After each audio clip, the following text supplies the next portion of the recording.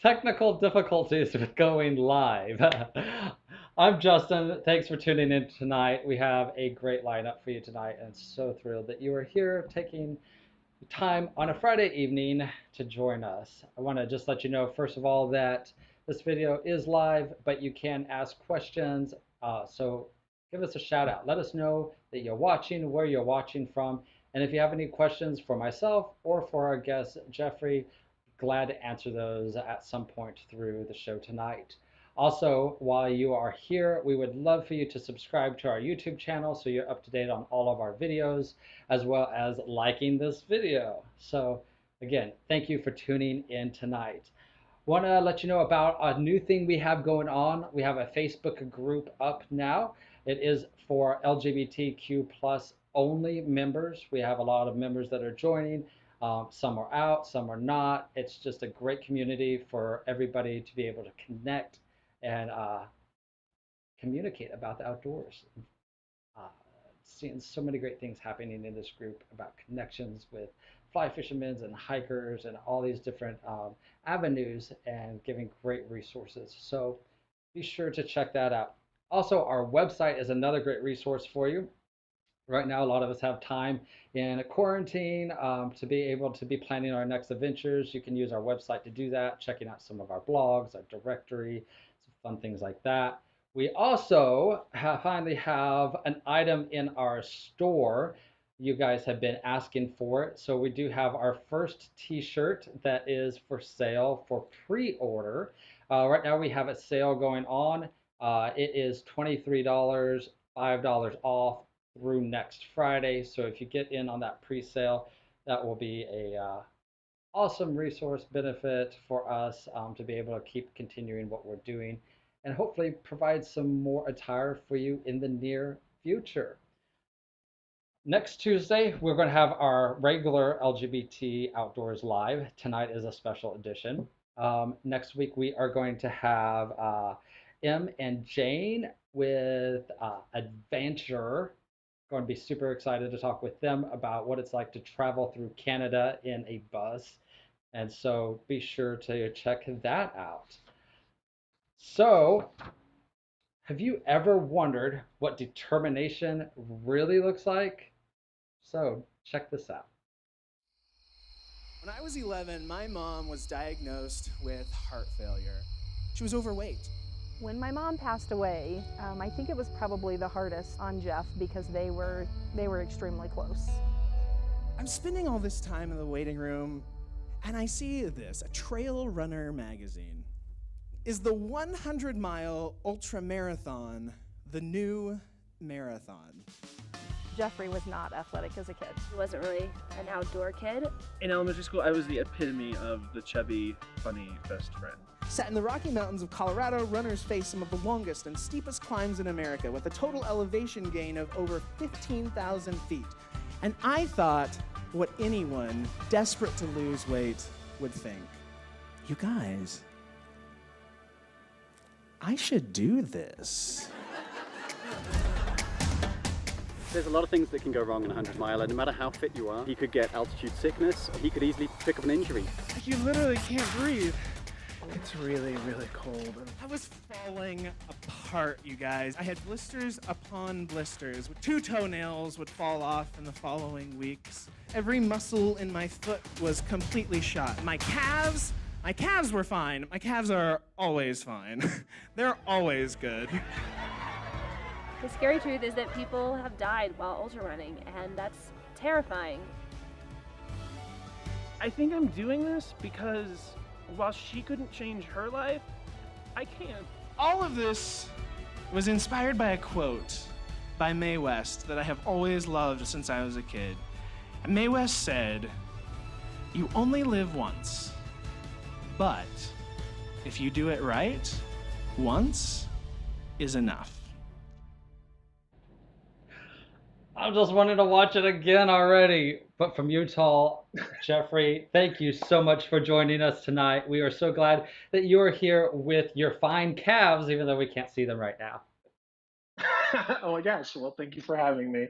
Me and my calves are very excited to be here. Absolutely. So there's a lot to unpack in just that trailer, and we're going to get to that. But before we do, just want to ask all of our guests that come on this lately, what is quarantine looking like for you, and what are you doing to stay busy during this time? Oh, man, lucky or unlucky. I think lucky to be able to work from home. I already worked from home most of the time. So, luckily my work hasn't been affected and I've stayed very, very busy. There are times that I have been slightly jealous of my friends getting to binge TV, but then I remember that they're getting to binge TV because, they've lost work. So I'm very grateful Yeah, that I've been able to work and stay busy. Um, so not a lot of change for me, not getting to go out to restaurants and bars, but otherwise I'm fine. No big change. that's good. I'm glad that you're at least able to stay working, so that's awesome. So Yes.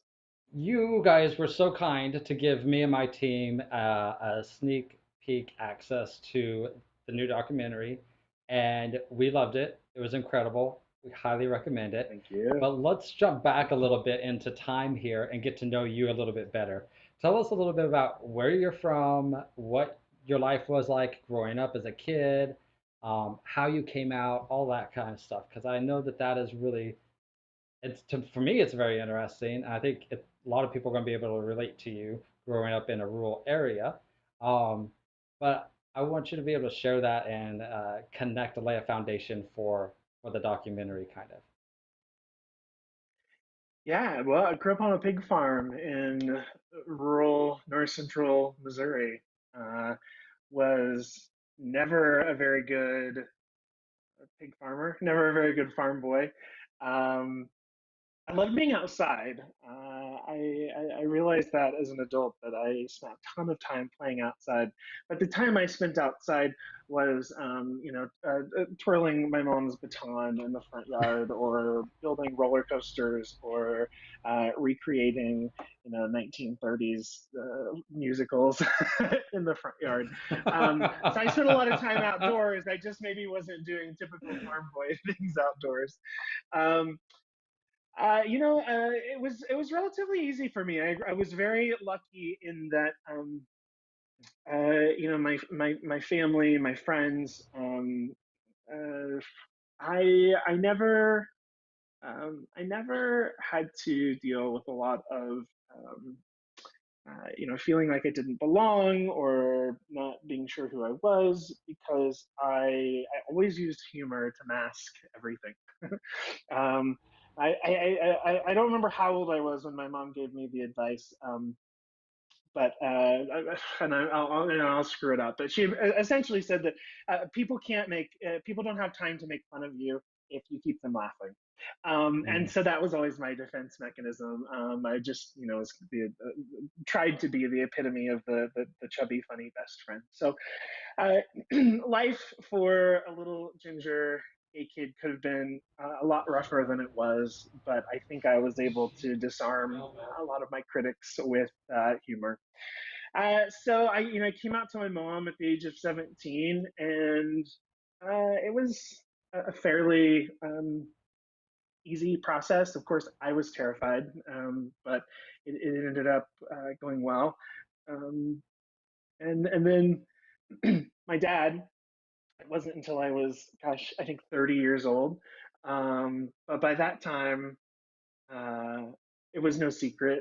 It was, it was a non-event. It certainly wasn't a surprise.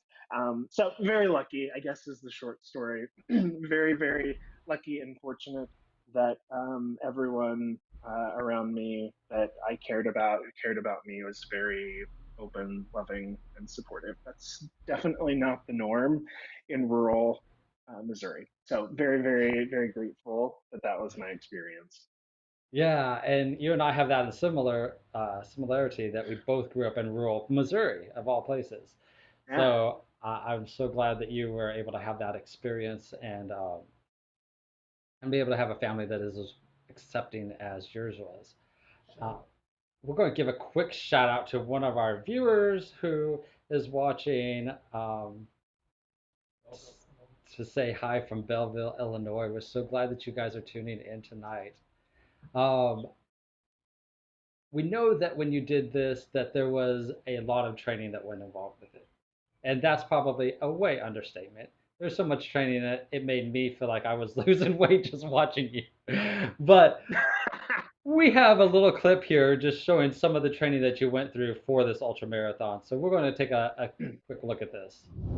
My typical week looked like this. On a Tuesday, I would do a medium length run, somewhere between 8 and 18 miles with some speed work in the middle. Wednesday, a really low-key recovery day, just 5 miles. On Thursday, another medium length run with speed work in the middle. No running on Friday.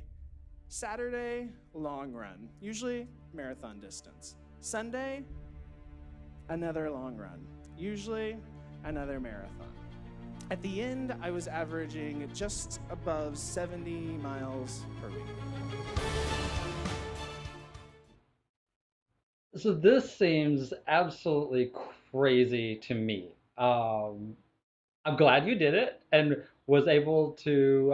I'm not going to give away what happens in the documentary because I want people to go do it. So I'm glad this is your story and not mine. But tell us a little bit why you decided that you wanted to do this. What you picked up that magazine, but tell us a little bit more about that. Where were you when you read that, and what made you decide you really wanted to do this? Yeah, well, when I was 11 years old, my mom was diagnosed with heart failure, and they had originally given her, oh, I don't remember, like a year or so, and she was able to pull out 17 more years, but around the age of 30, I was 30, she was 58. The end began. She was declining, and the last 3 months of her life she spent in the ICU. And I was living in New York at the time. I was very fortunate that I was able to come back and be with my family and her that whole time. But I was sleeping on the waiting room of of an ICU, on the floor in the ICU waiting room, and lots of time on my hands, and I picked up a Trail Runner magazine one day and started reading about the Leadville 100. And I was so desperate to not only find a distraction from, what was happening, but the doctors, there was no question about why my mom was where she was. She had led a very unhealthy life. She was overweight by a lot. She was incredibly inactive, and despite her best efforts, she just couldn't get her eating under control. And by the time she was motivated to become physically active, her heart failure was serious enough that it wasn't safe for her to be physically active. And so I just desperately didn't want to end up in that same situation. And we had a particularly rough day in the ICU one day, and I went to find a running store. I bought some shoes, and I went out to a state park, and I ran. I think I ran maybe a half mile, and I was just like shot and exhausted. But it was such a release. It was so effective, at kind of distracting me, and I was instantly hooked. So I just kept running and running and running until we lost her. And then as I kind of navigated through that and started normal life again, I had this crazy idea. Crazy idea that turned out to be a cool idea in the end as well. But uh, It worked out. it did work out. From the time that you picked up that Trail Runner magazine and you decided that you wanted to run an ultra marathon to your first race, how much time was there in between that? Uh, Probably a little under 2 years. From the time I started training until my first 100 miler was about 14 months. But the initial conception of the idea was probably a little under 2 years before I actually got to the starting line. Which sounds probably to some people like a lot of time, but when you're training to run, I remind people it's 100 miles you're training to run. Like When I, you are 6'3", 340-pound ginger lumberjack. 14 months is not nearly enough time. I totally hear you. And like, you went to some big extremes too for the training. Like, share some of that. You even hired a trainer and everything.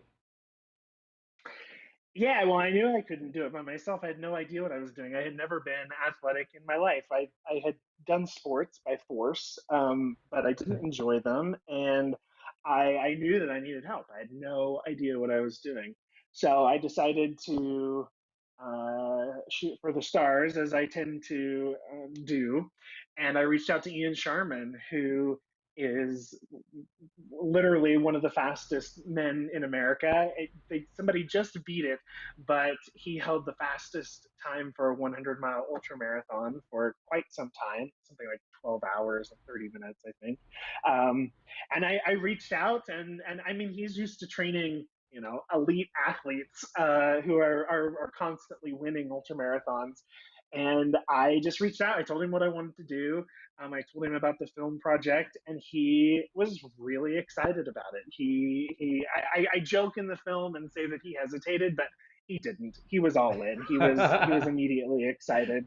So yeah, so I brought him on board, and then the training is wild. It dominates your life, especially someone who's as slow as me, to get the mileage in each week that you need to get in. It takes, I mean, it's a part-time job. I would spend 20 to 25 hours a week running. My friends were annoyed that I was never available, and if I was available, I was like, "Well, can we do something on the sofa?"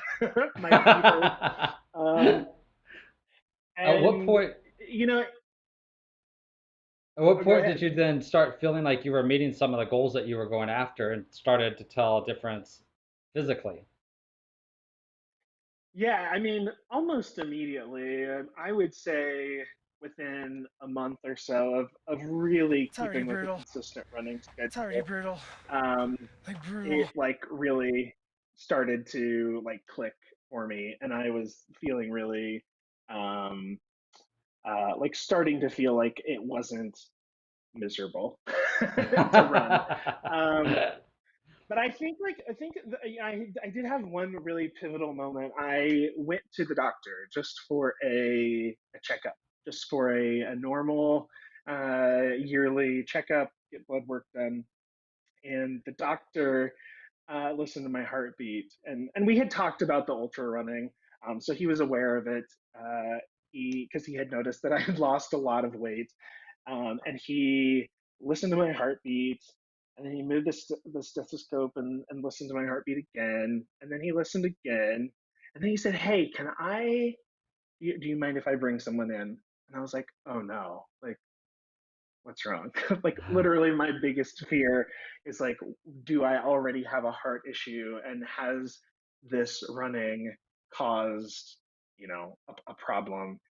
And so he brings this like looked like a 19-year-old dude into the room, and he puts the stethoscope on this kid and puts it on my chest and says, "Hey, I just wanted you to hear what the heartbeat of a endurance athlete sounds like."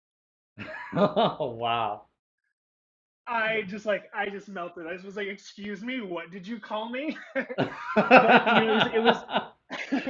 it was it was measurable. It was tangible. My heart rate was like Yeah. really low, and I don't know what it sounds like, but apparently he wanted to hear this resident hear what it sounded like, and that was the point when I was like, man, like I guess I'm officially someone different. I've officially changed Yeah. my trajectory. So I'll never forget that office visit. What a cool experience. I can only imagine. You talk about solidifying what you're doing in the goal and give you that encouragement to keep going on. Speaking of encouragement and like it's the struggles that you had to go through was many, one struggle after another struggle. But let's check out a clip of a little bit of that struggle on one of the runs. It's already brutal. Like brutal. It's the most miserable feeling. It's like you literally can't breathe.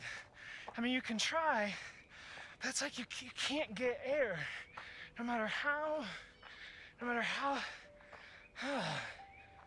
I knew that it was close. I knew that I was really, really, really close to missing the cutoff. Talk about a great teaser. I mean, if that doesn't make you alone, just want to go and watch this. Um, but like talking about the struggles. So like I get like when you talk about the struggle with it, the whole thing probably was a big struggle and a big fight. But what were some of the most challenging struggles that you had to overcome or that you faced during this process? Well, I think, first and foremost are the obvious physical struggles. I mean, this is expectedly really difficult. And I think the first thing I had to learn when transitioning from uh, a runner who runs, 10 to 18 miles into someone who runs 50 miles was learning that pain and discomfort in these ultra marathons is inevitable. It's going to happen. The key is distinguishing the temporary pain and discomfort from the long-term pain and discomfort. And that was the hard thing. Um, what was awesome was to have that realization that 98% of the pain and discomfort was temporary, and most people would just stop. So you would never learn this lesson. But when I was forced to keep pushing on, I quickly learned that that crazy issue with my tendon that popped up at mile 21, well, it would go away by mile 24. If I didn't stop, it would go away. And so that's, I think, the first thing is just all of that. I can't tell you how many times like nutrition is really important, and I never realized how interconnected your blood sugar is with your mind. And I would just be inexplicably crying running down a trail alone in a forest, and think that, like, just like, what's wrong with me? I just need to quit. And I just have a couple Cliff Bars, and suddenly I was like, yeah, let's keep going, let's do this. So there was a long process to work through, like, what how your body deals with that pain and discomfort, and what you need versus what you think you need. That being Yeah. said, in one of the 100 milers, I fractured a rib, so there is certainly long-term damage that happens. But learning that most of the pain is temporary, I think, was a huge milestone. Yeah.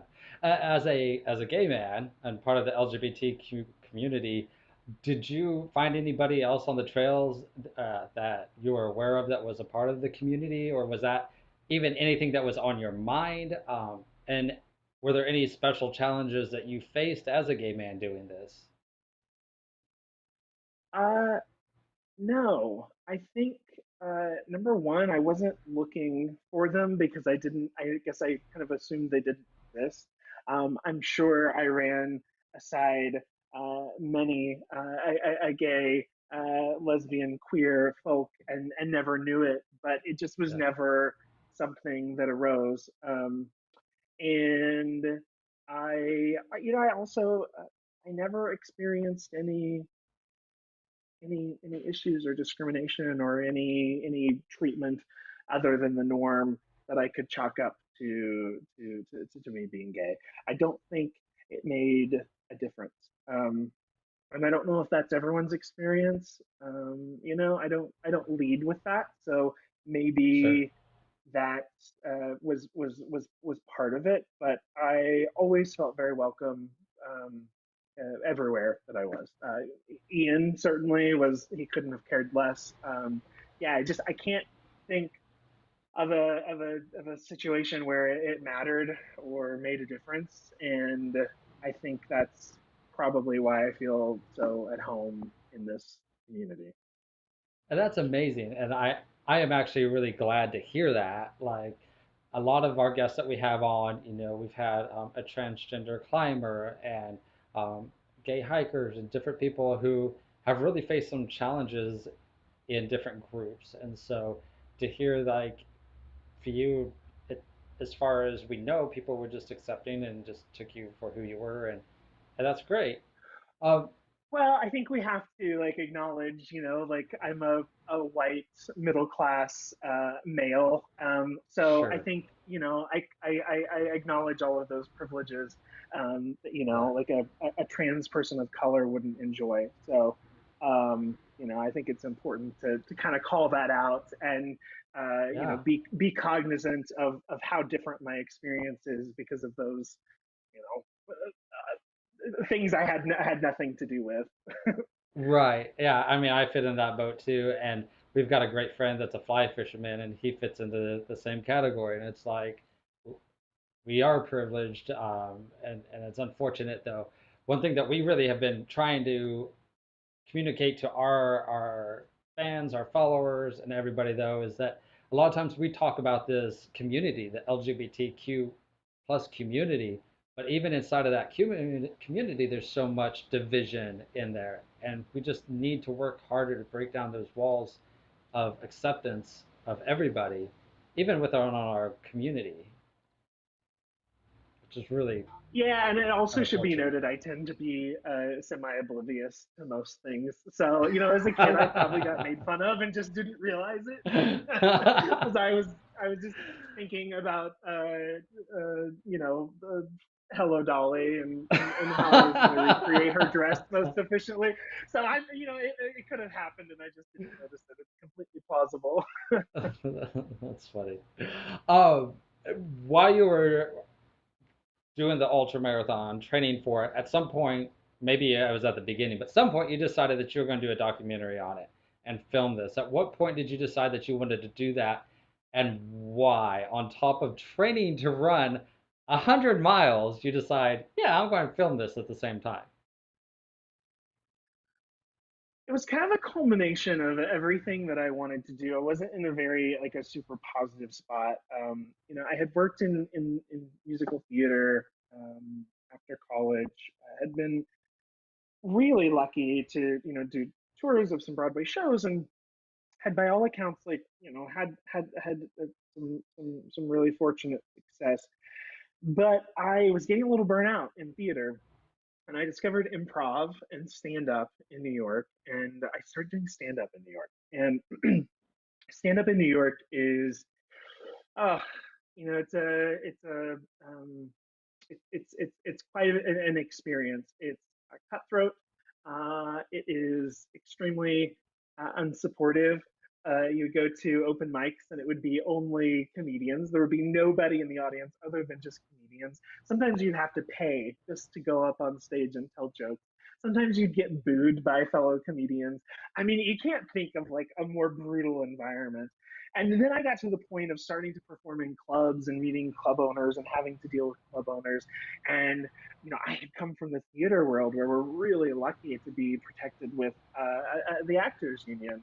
And suddenly here I was in the wild west of the entertainment industry in comedy clubs where just like whatever happens, happens. And it was a shock for me. And so then fast forward, I spent some time in Missouri. I lose my mom. I decided that I was a little burnt out on theater and wanted to move to the West Coast. I was cycling a lot. I had discovered trail running and I really just wanted to be in the West. So I moved to Los Angeles and all I wanted to do was run and tell jokes and make some sort of toe dipping attempt into the film and television industry. And I was kind of tired of waiting around for other people to offer me opportunities as actors. That's how we spend our lives. We are constantly auditioning every day, up at 6 a.m., auditioning, trying to be a part of other people's projects.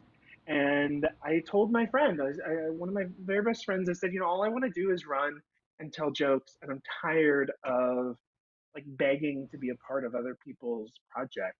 And she said, well, why don't you make your own? And that's where the idea, I mean, almost instantly, the idea popped into my head. I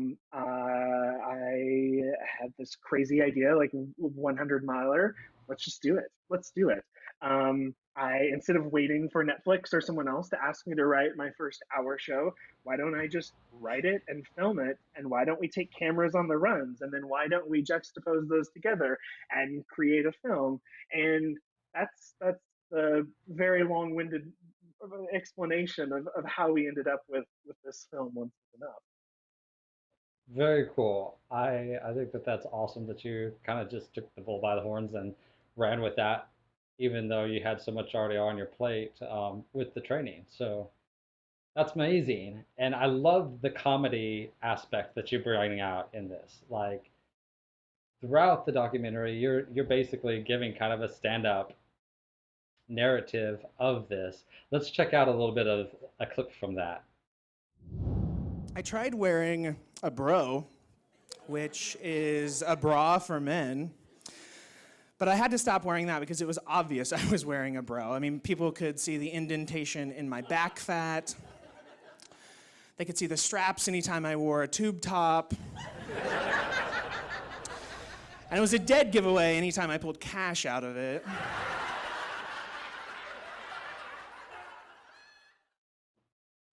So you had us laughing the whole time through. Now, there's a lot of serious moments in there too, so I don't want to make it sound like it's just a whole big joke laugh fest. But I love the comedian side of this and just making people laugh throughout it. What really inspired you to do that? I know you touched a little bit about how you did stand up in New York, but what really made you think, yeah, I want to do kind of a narrative through this from a funny aspect? Well, I think two things. I mean, first and foremost, I come from a family. My mom was hilarious. She had a huge personality. She was an incredible storyteller. She would, she'd be at a party and she would. I remember as a kid, I would watch her tell a story, and like just the whole room would be cackling and listening to every word she said. So, I mean, first and foremost, that's the environment I grew up in.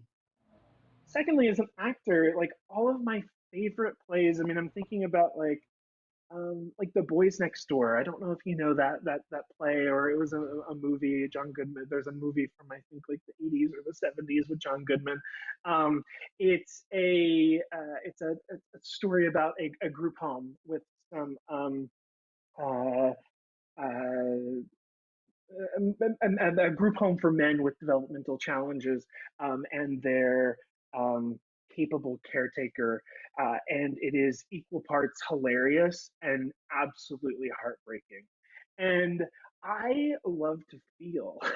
I I'm constantly sending like sad puppy videos to my friends or hilarious jokes to my friends, and so I think like no matter what the extreme, I love it. I love feeling. And there's nothing I love more than those like the oppositional feelings being slammed right next to Mm, each other. There's yeah. nothing I love more than a film that can like have tears running down my cheeks and then just hit me with just a cackle. And um, I mean, it's a really powerful device. It's a very powerful writing device to be Yeah. able to push that tension, to push people to the point of feeling so much emotion that they're tear ridden, and then release that tension with a joke. So powerful. I think there's a certain amount of satisfaction that comes with being able to, I hate to use the word manipulate, but like Yeah. manipulate Yeah. emotions into that. And so it just like the second I had the idea, it was just like a no brainer for me. I was like, oh my gosh, like what if I can tell this like, hopefully heartfelt story of this mama's boy losing his mother with some mediocre poop jokes. Like is there a way to smash those together and like create a constant up and down of emotions? And so that's where the idea came from, and it was so fun to create because first the runs happen. So first we, documentaries, you have no control over. I mean, you can hope that things go a certain direction, but you have no idea what's going to really happen. So it was fun to capture the runs on film and then take a look at all of that footage and start piecing together like, okay, like what story components do we have where? And then for me as a comedian, it was amazing to write my first hour of material with a goal. The goal was to fill in those gaps. So here, we can't have 40 minutes of people just crying and just awful dead mom stuff. Like we've got like how do we strategically like intersperse, and then again with the editing process. The editing process was once again like such a rewarding creative experience to have to craft those ups and downs of the storytelling. So it was Yeah. it was so much fun to put together. It was a lot of work. It took 5 years, but it was very rewarding creatively for sure. Well, and you had an amazing team from your editor, your composer, doing the stand up along with everything that was filmed. And so like it all just came together so well, I feel like. So I'm excited for more people to see it. Big question for you. Are you still running? Are you still planning on any more ultra marathons? Unfortunately, I am. I go through phases of motivation and then burnout. And just in Yeah. the last couple months, I've been really motivated to get cracking again. Um, but yeah, I'm at about 30 miles per week right now, which is I guess nothing in the 100 mile world. But I'm hoping by the end of this season to be doing. I'd like to get to 50 milers in before the end of the year, and I tentatively would like to get a couple hundreders in next year. So I'm we'll right see. there with you. We'll see. I I hope that I can Yeah, get let's go. Let's a go for a 50. run, dude. I'll be doing great when I can do like 5 miles. I'll be happy with that. I'll let you take the 50, 100 miles. Hey, 5 miles is incredible. Yeah, coming from a It guy is. that Come runs a on. hundred miles.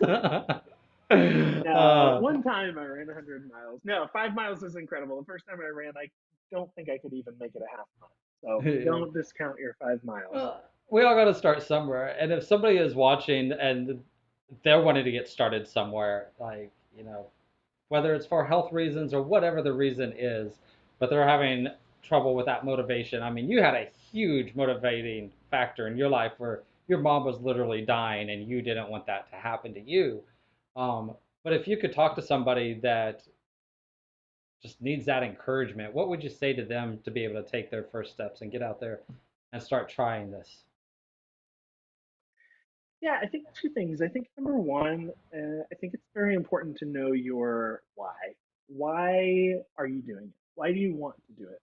Because just wanting to be healthier or to be able to tell your friends you ran a long way, it turns out when the going gets really rough, that's not what got me through and made me push harder than I ever would have considered pushing was that I had a big why. It was number one to avoid my mom's fate, and two, um, to make her proud. I mean, I started this project, and quite frankly, there was no way I could abandon it without feeling like I had let her down or not honored her properly. So I think number one, knowing your why.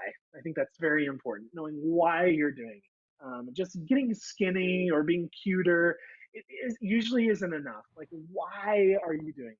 So a strong why. And my second piece of advice is like setting stretch goals. If you aren't motivated by a 5K and it doesn't seem like a challenge, then that's not enough. Like, push yourself. Having a difficult goal, at least for me, always makes me push much more harder and definitely increases the odds that I'm going to be successful. The times I've and like this is such a like silly thing to say. Like I was about to say the times I've just shot for like a 20 mile run. I haven't been motivated. But you have to customize it to you. For some people, 20 miles is like inconceivable. So if 3 miles seems like just a bonkers, unattainable, ridiculous distance for you to run or walk, then that's your goal. But make it a Yeah. challenge. Don't make it too easy. Make it a challenge. Great advice. Love that. Big question, another big question for you. I know that you're a person that loves to travel and get out and see the world that we live in. Once we get back to at least semi-normal and we can travel and whatnot again, what's your first big trips that you have coming up after we get out of this quarantine? Well, I have a pretty crazy few months planned because I keep having to cancel my plans. I had planned to go to Prague to see my boyfriend in April. I had planned to go to Colorado to do some backpacking in May, and everything keeps getting pushed back. So, Yeah. end of July, it's my birthday weekend. So, I'm making a whole week and a half of it. I'm doing Kings Peak here in the Uintas in Utah. And then 2 days later, I'm heading to Colorado to do the Four Pass Loop outside of Aspen.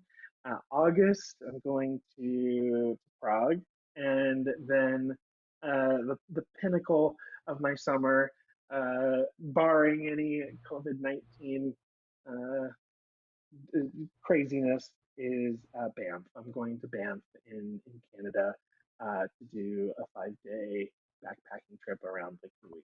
So I don't. Oh, that's not normal. I don't. I don't want anyone to think, "Wow, It's what just a an life he average. leads." No, I had these trips scattered throughout this like 9 month period, and I just kept Yeah. having to cancel and reschedule them. So it'll be a fun few months. It It'll be will fun. be. I'm super jealous. I look forward to seeing photos. We have a Come ton of along, followers. guys. Yeah.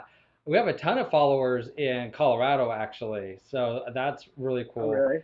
Yeah. And Banff is on my bucket list. I would love to get up there and be able to see that. That's just amazing. Yeah, I'm so excited. I've only been once. I was when I was an actor, my side job was always either a bartender or a nanny, and I was nannying for a family in Beverly Hills who went on vacation to Banff. And I don't know how familiar you are with Lake Louise, but there is this like castle-esque hotel on Lake Louise, as Yeah. if Lake Louise wasn't magical enough. Right. And so my first experience with Banff was uh, for work. The family went to Banff on vacation and took me with them. I had my own suite. I worked almost none while I was there, but I had that experience. So I'm excited to have the opposite experience. I'm excited to have Yeah. the poop in a Mylar bag in Banff experience. Right. That's amazing. I look forward, like I said, look forward to seeing your photos on social media. And speaking of social media, we want to give some shout outs so that if people want to connect with you, they can. Your Instagram, we're going to pop up on the screen so that they can follow you there. And I'm sure that you would love any words of encouragement. And if they have any questions about the film or running ultra marathons, they can shoot you a DM. So hopefully you can help some of our followers out that Please. way. Also, the website for the film is, or your website is jjb.life, so they can learn more about you there. We're going to put all of these links, including the documentary "Once Is Enough," which, by the way, let's just talk about that real quick. Tell us why you named it "Once Is Enough," because I think that that's awesome. Yeah, well, there's a quote that I've loved since I was a little kid, and for this project, it had double meaning. And so when it popped into my head, I was so excited. The one would presumably hear what the film is about and hear the title is Once Enough and assume that running 100 miles is what it means. Doing that once is enough. But the title actually comes from a quote from Mae West, and the quote is, "You only live once, but if you do it right, once is enough." And that's really the thesis of the film. Like, you've only got one chance. Like, shoot your shot, go for it. Yeah. Love it. Love it. So all of those links are going to be in the description below, including the link to the Amazon link to be able to watch it. Um, yeah, go out, follow him. He's an incredible guy. I know that he has been a big encouragement to us. We hope that he is a great encouragement to you as well. So, Jeffrey, thank you so much for taking the time out and being with us tonight. We are just thrilled that you have been with us, and we hope lots and lots of people go and check out your documentary. Now, thank you so much for having me. I am so excited about what you guys are doing. This is so exciting to find a sense of community around doing all these things that I love. So thank you, number one, for having me, but thank you Yeah. just in general for creating what you're creating. Very, very exciting stuff. Thank you. We greatly, greatly appreciate that. Be safe out there and have a good night, Jeffrey. Into you. Thanks. A couple other things real quick before we wrap up tonight. We just want to let you know that we have a great blog resource on our website, and we're always looking for people to guest blog on there because we're no experts in everything. And so if you are a kind of an expert or just very knowledgeable in a certain field that you want to teach others about, drop us an email at info@LGBT Outdoors. Connect with us. We might be able to work together in doing a blog for others to learn more about the activities you love. Also, reminder, we have our t-shirts for sale for pre-order. Right now they are $23. Next Friday they're going to jump up to $28. So visit our website at lgbtoutdoors.com/store to be able to get your t-shirt on order. Last thing, next Tuesday night at 8 p.m. is going to be our next live video. So be sure to tune in and check that out. Wherever you're watching in the world, we're so glad that you have taken the time to join us. We want you to subscribe and like this video so that you can stay connected with us. Be kind, be true to who you are, and be you. Good night, everyone.